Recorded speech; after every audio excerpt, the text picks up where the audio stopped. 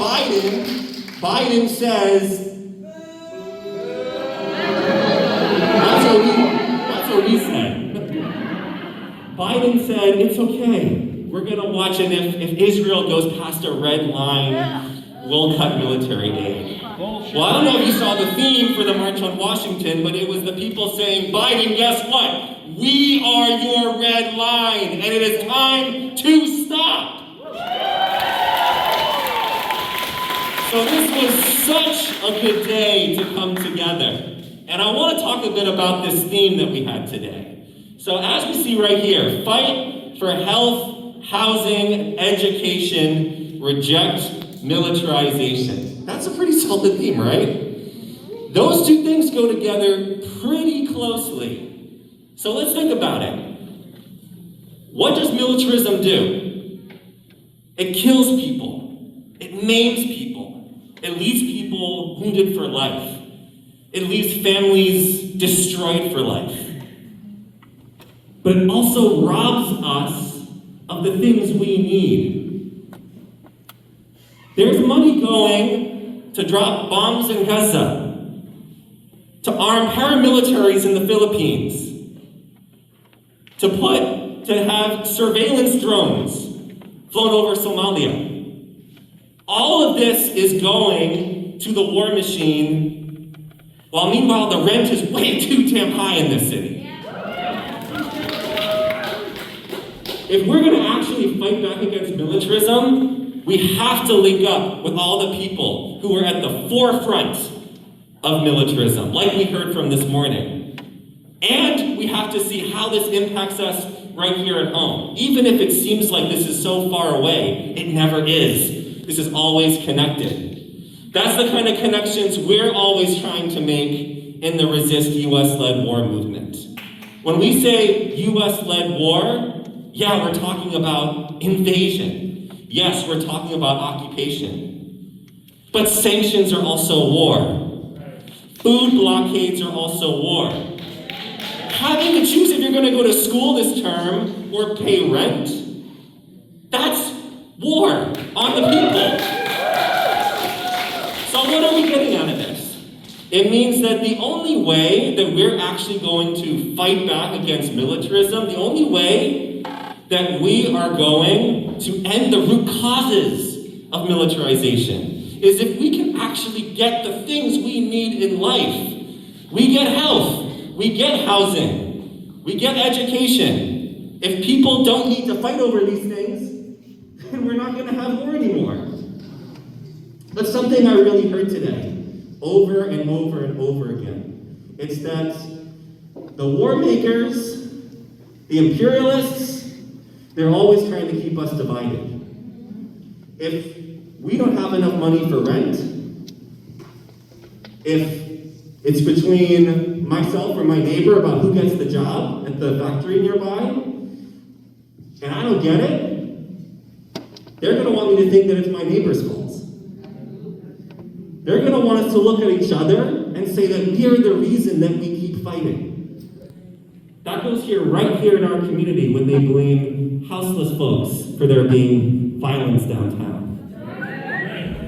It's also why they tell us that why there's so much war and there's so much war buildup happening, because we have to be afraid of China, because we have to be afraid of Russia, we have to be afraid of North Korea, Iran, then the list goes on and on and on of who we have to be afraid of. And guess what? It's never on them. They never name themselves. So, to me, that's one of the most uniting things we can find together. Is that if we look at all the things that we don't have, that we're trying to fight for, we see that we have more in common than the war makers are going to have us believe. That's what they never want us to think. What else I got from this is that we like to think, it's easy to think. In fact, they want us to think that all of the war makers, all the imperialists, they're all united. They're on the same page. The United States, the EU, all of its NATO allies, the Zionist state of Israel, all of their puppet regimes in Asia, the Pacific, the Americas, and Africa, It seems like they're all on the same page, but one thing I kept hearing throughout the day today is actually that they're not. If they were, why would there be such an intense economic crisis going right now? Why would there be so much competition between all the corporations in the world? They're making us look at each other and say we're the enemies because they know they're more exposed than ever before. That's what we have to take advantage of. We're saying fight for health, housing, and education, and guess what? We know who's keeping that from us. Is that right? Yeah. So what I really hope that we can take out of this summit is to see that we have way more in common than we may have thought when we came into this. And therefore, we have so much stake in this together when we fight together. Okay. That's where our workshops came in. So, we just heard a really, really solid round of calls to action. I was taking notes and I'm like, I just kept on going. And like Kira was saying, there was a lot of common threads that we got. Community education. Join an organization. In Resist US-led war movement, we have an international campaign called the Anti-Militarism Agenda. This is our way of trying to tie all the issues that we're facing. Things that we think are separate, that aren't related, and show how they're actually all just different calls of the same movement we can make together. The global anti-militarism agenda of Resist US-led war is how we're trying to build that multi-issue, multi-generational, international anti-war movement.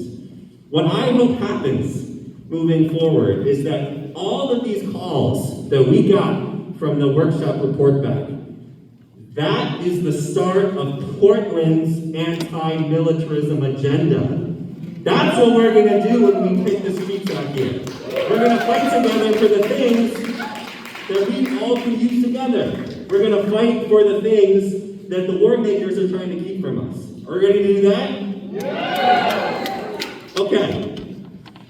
So now, let's talk a bit more about what we're doing tomorrow. So we heard about the news. We know where we're going. East Bay Esplanade at noon tomorrow. We're going to walk by some pretty big ships. I'm going to name some of these ships that are out here right now as we speak. These are the ships that they're showing off their big guns to and trying to bring kids on tours of in hopes that they will join the U.S. war machine.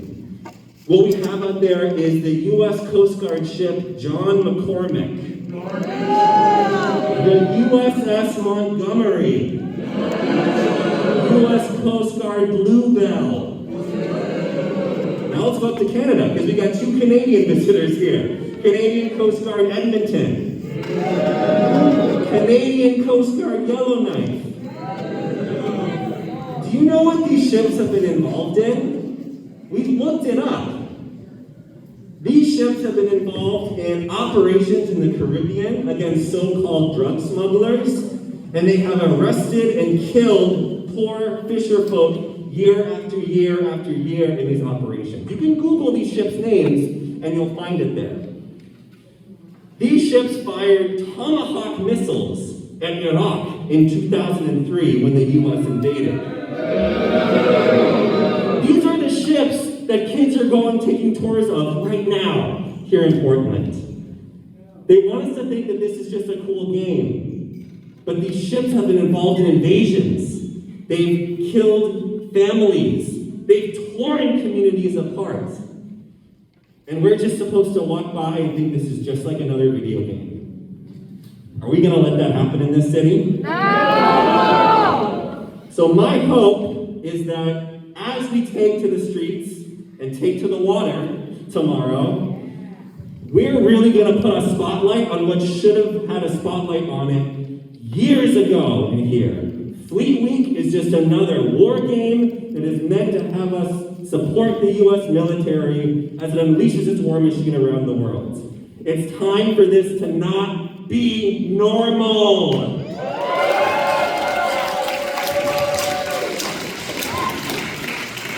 So, my final thought, as we get ready to do all these things, is that we need to expand the definition of what we mean when we say the anti-war movement.